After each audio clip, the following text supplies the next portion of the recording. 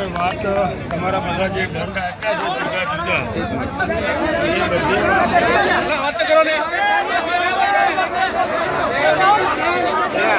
યાર ઉપર જતા રહો.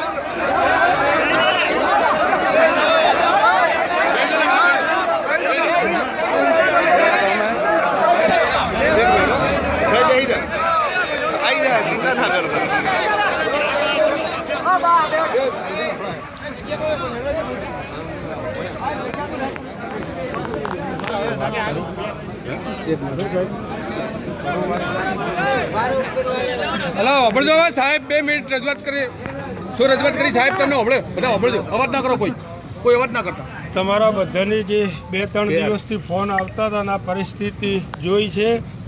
તમને જે દંડ આપ્યો છે એ ખરેખર ખોટો દંડ છે.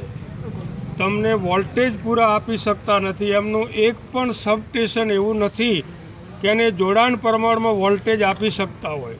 એટલે પહેલાં તો એમની ખામી છે કે પૂરતા વોલ્ટેજ નથી આપતા. એના કારણે પણ ખેડૂત મૂંઝાય છે, ખેડૂતને તકલીફ છે. બીજા નંબરની અંદર 6/2014ના એસ્ટિમેટ ભરેલા છે. જે લોકોએ લોડ વધારો લીધેલો છે, લોડ વધારાના પૈસા ભરે છે, પણ એના ટ્રાન્સફોર્મર હજુ એમણે બદલ્યા નથી. એમના હિસાબે ખેડૂતોની મોટર બળી જાય છે. હું તો એમને કહેવાનો છું કે મોટરના પૈસા પણ તમે ભરો. જીબી બોર્ડ ભરે કે તમારા પાપે મોટર બળે છે, તમે નથી આપતા, તમારું ટ્રાન્સફોર્મર એટલે બળે છે. એ પણ એમની ભૂલ છે.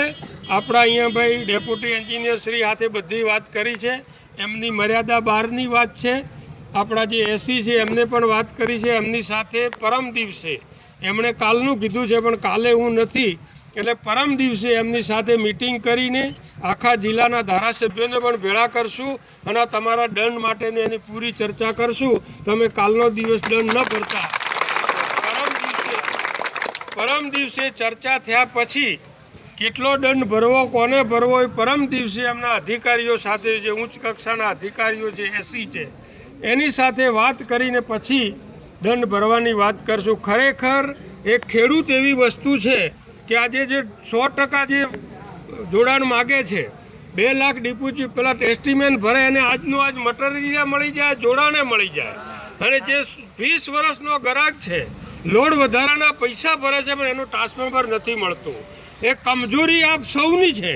તમે બધા એક નથી. આજે જેને દંડ આવ્યો છે એટલા આવ્યા છો, જેને નથી આવ્યો એ ઊંઘ્યો છે. એટલે કાલે તારે જ આવશે.